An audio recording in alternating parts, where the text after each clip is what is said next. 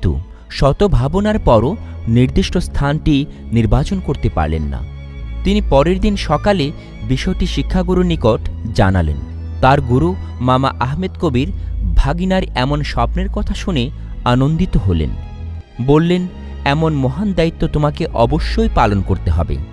আমিও তোমাকে অনুমতি দিলাম, যাও তুমি গিয়ে তোমার দায়িত্ব পালন করো। অতঃপর হজরত শাহজালাল রহমতুল্লাহ আলাইহি দেশ ত্যাগের জন্য প্রস্তুত হলেন। পরের দিন তার মামা আহমেদ কবির এক মুষ্টি মাটি ভাগিনার হাতি দিয়ে বললেন, যাও বাবা, এখান থেকে পূর্ব দিকে চলে যাও এবং যাত্রাপথে যেখানে রাত্রি যাপন করবে সেখানে মাটি পরীক্ষা করে দেখবে এই মাটির সাথে যে স্থানের মাটির মিল আছে সেখানে তুমি তোমার আস্থানা তৈরি করে বসবাস শুরু করবে এবং সেখানেই তোমাকে আল্লাহর কর্তব্য পালনের জন্য কাজ শুরু করতে হবে। মামার এমন দিক নির্দেশনা পেয়ে শাহজালাল রহমতুল্লাহ আলাইহি এর মনে একটু স্বস্তি এলো। এবার তিনি 12 জন শিষ্য নিয়ে ভারতবর্ষের দিকে রওনা হলেন। কোনরূপ ভয়ভীতি তার অন্তরে স্থান পেল না। আল্লাহর দেওয়া আদেশ পালনের জন্য মানব সেবায় নিজেকে বিলীন করার উদ্দেশ্যে নতুন পথ ধরে চলতে লাগলেন। চলতে চলতে কিছুটা সময় তিনি দিল্লিতে অবস্থান করেছিলেন। তখন দিল্লির বাদশাহ ছিলেন আলাউদ্দিন খিলজি। দিল্লিতে তৎকালে একজন প্রখ্যাত আউলিয়া বাস করতেন। তার নাম ছিল হজরত নিজাম উদ্দিন আউলিয়া রহমতুল্লাহ আলাইহি। তার সুনাম সর্বত্র ছড়িয়ে পড়েছিল। হজরত শাহজালাল রহমতুল্লাহ আলাইহি দিল্লিতে অবস্থানকালে তার নাম শুনে তার সাথে সাক্ষাৎ করার ইচ্ছা প্রকাশ করলেন। এক পর্যায়ে সত্যি নিজামুদ্দিন আউলিয়ার সাথে তিনি সাক্ষাৎ করলেন। নিজামুদ্দিন আউলিয়া তাকে সাধ্যমতো আপ্যায়ন করলেন এবং রাত্রি যাপনের জন্য অনুরোধ করলেন। হজরত শাহজালাল রহমতুল্লাহ আলাইহি সেখানেই রাত্রি যাপন করলেন। রাতে হজরত শাহজালাল রহমতুল্লাহ আলাইহি নিদ্রায় থাকাকালীন সময়ে হজরত নিজামুদ্দিন আউলিয়া রহমতুল্লাহ আলাইহি তার অলিত্যের ব্যাপারে পরীক্ষা করার সিদ্ধান্ত নেন। তখন তিনি একটি কৌটায় তোলা ও আগুন ভরে কৌটার মুখ বন্ধ করে তার কাছে পাঠালেন। কিন্তু শাহজালাল রহমতুল্লাহ আলাইহিকে নিজামুদ্দিন আউলিয়ার আগুন স্পর্শ করেনি। তা দেখে নিজামুদ্দিন আউলিয়া বুঝতে পারলেন শাহজালাল রহমতুল্লাহ আলাইহির ক্ষমতা সম্পর্কে। তখন তিনি সেখানে কান্নাকাটি শুরু করে দিলেন এবং ক্ষমা চাইলেন। মহামানব তাকে ক্ষমা করে দিলেন। পরের দিন শাহজালাল রহমতুল্লাহ আলাইহি সেখান থেকে বাংলাদেশের জন্য রওনা হলেন। যাওয়ার সময় নিজামুদ্দিন আউলিয়া তাকে ধূসর বর্ণের একজোড়া কবুতর উপহার দিলেন। বর্তমানে সিলেটে যে হাজার হাজার কবুতর দেখা যায়, এদের বংশবৃদ্ধি হয়েছে সেই উপহার পাওয়া দুটি আদি কবুতরের মাধ্যমে। এখনও সিলেটের দরগা শরীফে অসংখ্য কবুতর দেখা যায়। সারা বাংলাদেশেই এই কবুতর দুটির বংশ বিস্তার হয়েছে।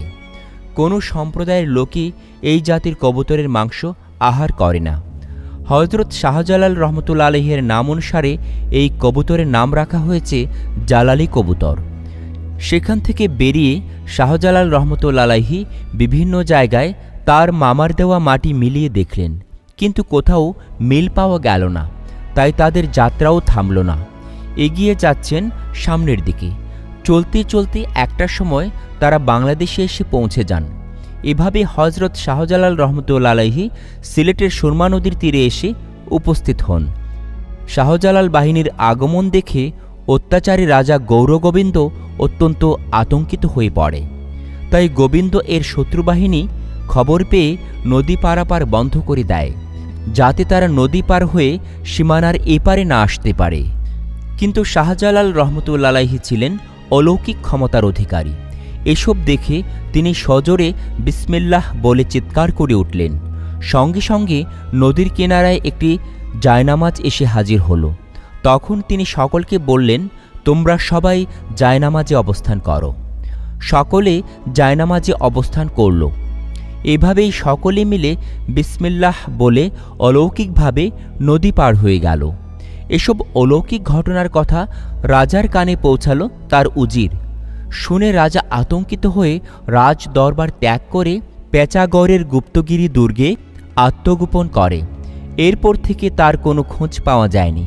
তখন হজরত শাহজালাল রহমতুল্লাহ আলাইহি 3 দিন সিলেটে অবস্থান করার পর মিনারের টিলায় অবস্থিত রাজবাড়ি প্রথম নিজের আয়ত্তে আনলেন।